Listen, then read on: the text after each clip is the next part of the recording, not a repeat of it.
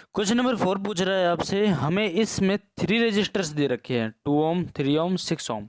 हमें इसे किस प्रकार से कनेक्ट करें कि हमारे पास जो पहला आंसर आए वो 4 ओम आए और दूसरा आंसर आए वो 1 ओम आए। मतलब दो इनमें से कनेक्ट करने पैरेलल, तीसरा आपको सीरीज में रख देना है जिससे हमारे पास क्या निकलेगा, 4 ओम निकलेगा। सोच के देखना है आपने किस प्रकार से हमें इन तीनों को कनेक्ट करेंगे। सबसे पहली चीज़ 4 आना चाहिए, हमें कैसे भी करें हम। तो हम 1/3 प्लस 1/6, मतलब कि हमने इन दोनों को पैरेलल में कनेक्ट कर रखा है। 1/3 का और 1/6 का मतलब क्या हो गया, पैरेलल में कनेक्ट है। तो 1/r टोटल r है और ये 1/r1 और एक 1/r2, इस प्रकार से हमने कनेक्ट कर रखे हैं। अब इसका एलसीएम लेंगे हम, तो इसका एलसीएम क्या होने वाला है हमारे पास, अगेन बहुत ज़्यादा ज़रूरी है 6। 3 और 6 का एलसीएम लेंगे तो 6 एलसीएम होएगा और यहाँ पर 2 फिर 1, तो 3/6 क्या होगा, 3/6 कैंसिल आउट करेंगे तो 1/2 हो जाएगा। 1/r की वैल्यू 1/2 है, r की वैल्यू क्या हो गई, 2 हो जाएगी। r की वैल्यू 2 हो गई।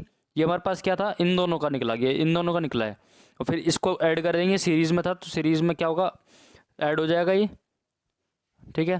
मतलब इसको R12 दे देंगे हम और इसको हम R3 प्लस करके आपको तरीके से सॉल्व करना है इसको, फिर 2 + 2 हो जाएगा।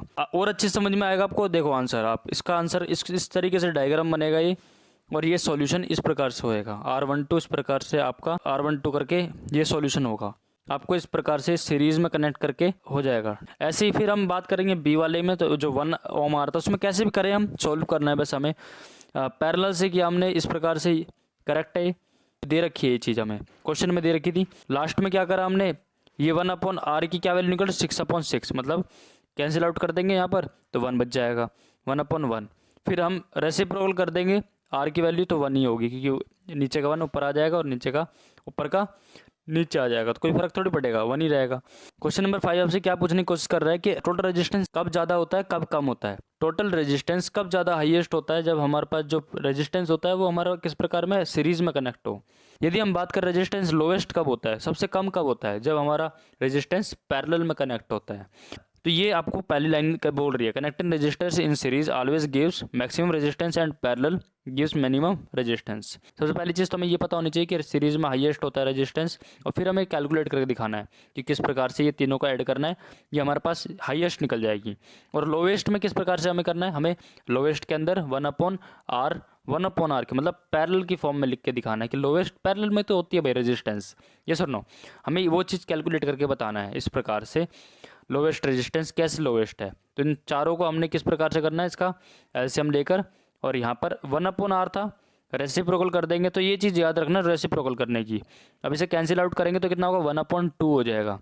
और इस 1/2 को, ये 1/r की वैल्यू है, r की वैल्यू निकालेंगे तो यहाँ पर सिर्फ क्या होगा, r की वैल्यू सिर्फ क्या होगी, 2 की वैल्यू 2 ही होगी। क्वेश्चन नंबर 1 आपसे क्या पूछने की कोशिश कर रहा है कि जो तार होता है, कोड माने वायर से है, यहाँ पर वायर किसका, इलेक्ट्रिक हीटर का।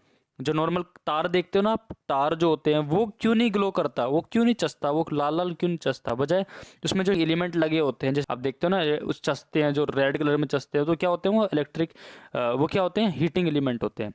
अब जितना ज़्यादा हाई रेजिस्टेंस होगा उसकी हीटिंग कैपेसिटी भी उतनी ज़्यादा होगी, ये जूल्स लॉ कहता है, joules law of heating effect बोलता है ये। और साथ में ये भी बता रखा है कि जो हीटिंग होता है वो डायरेक्टली प्रोपोर्शनल होता है रेजिस्टेंस के। जितना ज़्यादा हीटिंग होगा उतना ज़्यादा रेजिस्टेंस बढ़ेगा, दैट मीन जितना ज़्यादा रेजिस्टेंस होगा उतना ज़्यादा हमारा हीट होगा, उतना ज़्यादा चसेगा, रेड कलर में कन्वर्ट हो जाएगा, वो चसेगा ज़्यादा। और जो तार होता है ना, जो हीटर का होता है, इलेक्ट्रिक हीटर का जो तार होता है जो हम प्लग में लगाते हैं, वो उसका रेजिस्टेंस कम होता है, इस वजह से वो हीट नहीं होता और रेड कलर में चसता नहीं है, ग्लो नहीं करता वो। और जो joules law of heating effect है वो क्या कह रहा है, फॉर्मूला दे रखा है, समझा रखा है आपको। ये फॉर्मूला समझाने की बताता हूँ मैं आपको, क्या दे रखा है। ये फॉर्मूला है, H फॉर हीट होता है, I फॉर करंट है, R फॉर रेजिस्टेंस है, T फॉर टाइम है।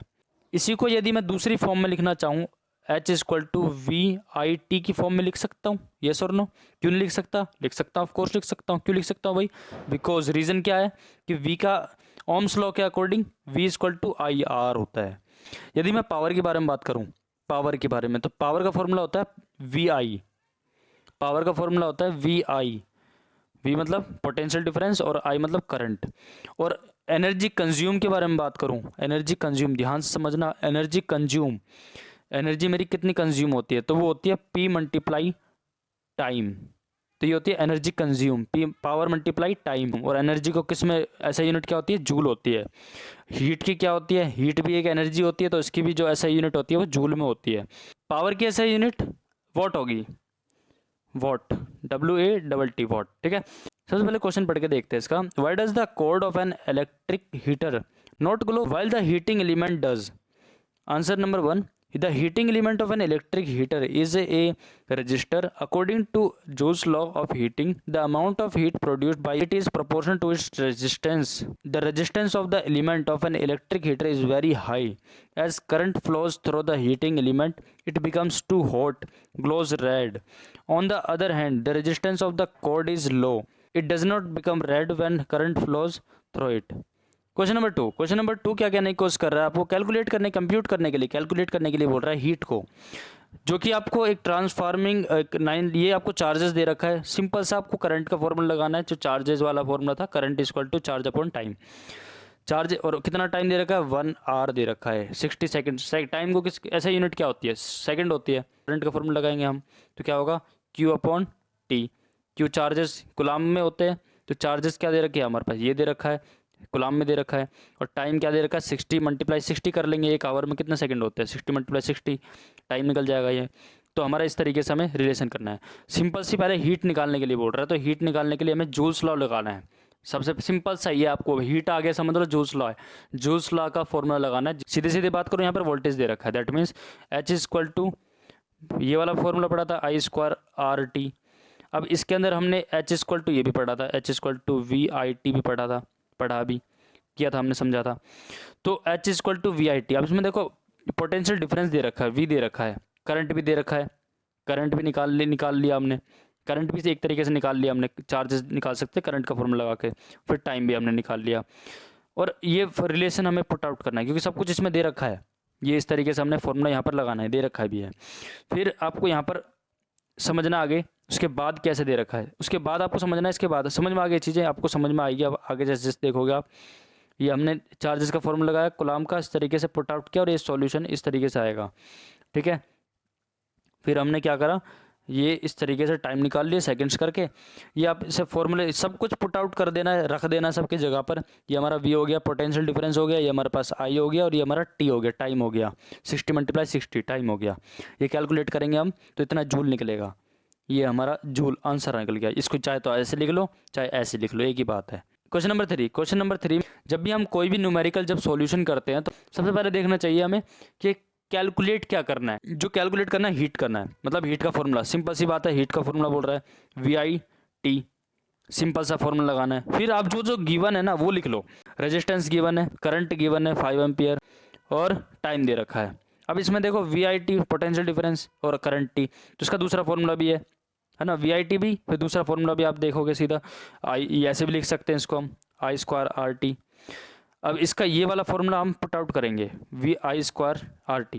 क्यों लिखेंगे, सेम चीज़ आप समझ पा रहे हो इसमें भी, कि करंट दे रखा है हमें, और रेजिस्टेंस भी दे रखा है इसमें, और टाइम भी दे रखा है हमें। तो सीधा सीधा हम I²RT पुट आउट करेंगे, इसमें रखेंगे, और इनकी जगहों पर इनकी वैल्यू रखेंगे, और आंसर मिल जाएगा हमें। हम कुछ इस प्रकार से इसको सॉल्यूशन करना है।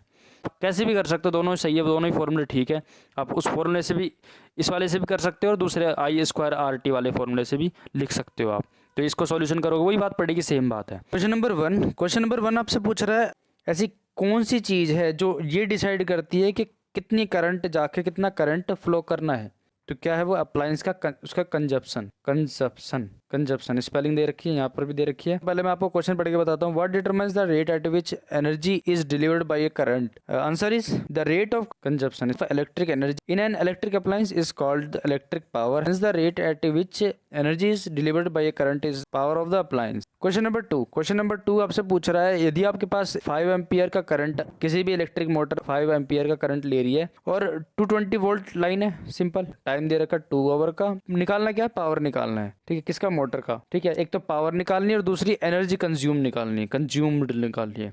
तो पहले पावर का फॉर्मूला क्या होता है, VI। एनर्जी कंज्यूम का आपको बताया था P × टाइम, ठीक है। तो निकल जाएगा सिंपल, कोई दिक्कत ही नहीं है। टाइम को सेकंड में निकालते हैं और पावर को वाट में निकालते हैं। यहाँ पर आपने टाइम निकाला, आवर्स निकाल गया, टाइम निकल गया, और इस प्रकार से हमने फाइंड आउट कर लिया। एनर्जी कंज्यूम E से डिनोट करते हैं इसको हम, और इस प्रकार से हम लिख सकते हैं, कोई दिक्कत नहीं है।